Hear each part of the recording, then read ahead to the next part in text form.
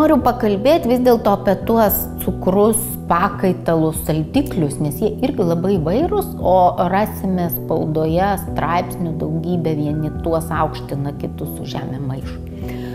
Tai reikia kažkokį kriterijų susirasti. Aš naudoju visų pirma natūralumo kriterijų, nes kaip mes beskaičiuotume ten cukrų buvimą, glikemijos indeksą ar ką nors panašaus, yra savaime suprantama, kad mūsų organizmas geriausiai atpažįsta natūralius dalykus.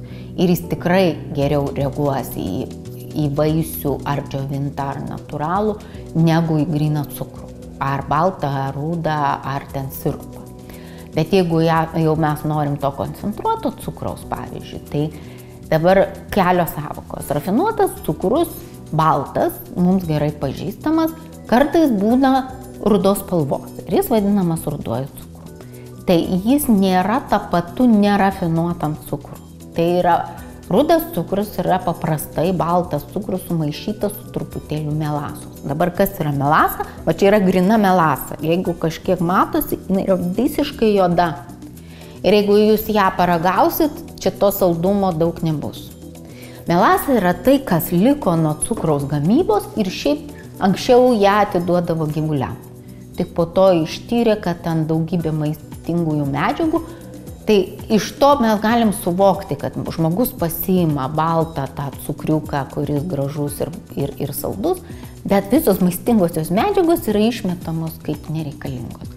Šiandien melasą, mes tą pačią juodą melasą, jinai yra vartojama daugiau net negu kaip maisto papildas, negu kaip saldiklis, nes jinai nėra taip labai aiškiai saldi ir turi ten tų skonių visą gamą. Tai va, jeigu tos melasos truputį maišo baltą cukrų, gaunam rudą cukrų. Toliau yra nerafinuotas cukrus, tai tas cukrus, kuris tik buvo nuvalytas nuo tų mechaninių priemaišų, bet chemiškai niekaip nebuvo apdorotas ir ten centrifuguotas daug mažiau kartų. Tai ir jo irgi būna visokio, ir rudesnio, ir šviesesnio, ir labiau perdirbto, ir mažiau perdirbto, bet kuo jisai mažiau perdirbtas, tuo jame yra daugiau maistingų medžiagų, tuo mažesnis jo glikemijos indeksas, jis nepuola tenai šokti, todėl kad yra daugybė tenai dar kitų medžiagų, kurios stabdo tą cukraus perėjimą į kraują. Čia, tarkim, yra, vokiškai vadinasi Urzucker, o pavadinimų yra visokių, bet grubiai tai yra džiovintos cukranendrių sultys ir jos yra kaip smėliukas, jos visiškai net nekristalizavisi. Tai jų skonis, saldus, bet jis tikrai neprimena balto cukraus skonio. Ir mes pagal tą skonį galim iš skonio pasakyti, kiek ten yra dar ko nors, nes kiekviena medžiaga duoda tam tikrą skonio paletę. Yra nuomonė, kad gal geriau valgyti baltą cukrų, nes norėdami saldumo mes įsidėsime daugiau šaukštelių arba ten tiesiog nesusivaldysime, nerafinuoto cukraus įsidėsim daugiau, su tuo aš kategoriškai nesutinku. Todėl, kad tas cukraus skonio specifiškumas, jis neleidžia jums jo daug valgyti, kaip ir su rafinuoto aliejum.